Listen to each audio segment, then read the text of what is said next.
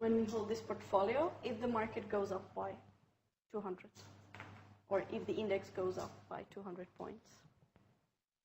So that is a pretty lengthy calculation to find just one expected value of the portfolio.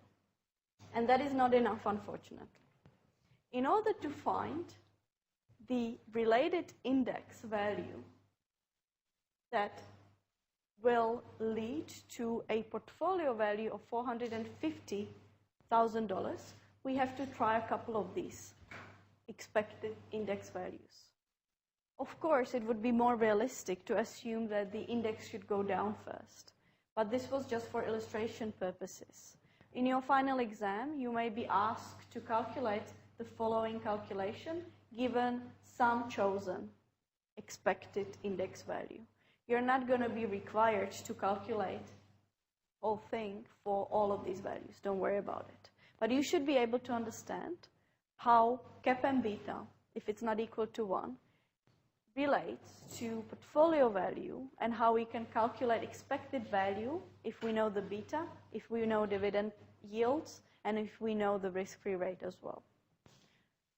If we had more time, we could try all of these, and we would actually find out in the end that a strike price equal to $4,800 will lead to the portfolio value of $450,000. And that is the strike price that we will choose if beta is equal to 2. You can see that the formula is not that simple as it was here.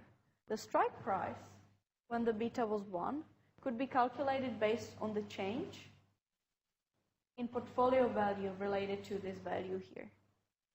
So the strike price in this case was $4,500 because that related to the change in the index of 500 that led to a 50,000 loss maximum.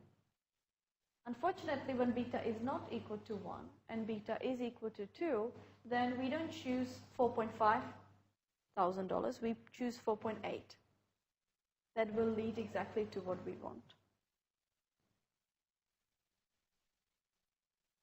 Do you have any questions about how we got this?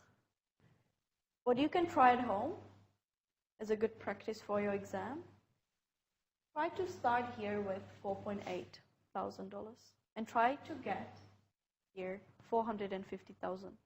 If you do, then the calculation is correct.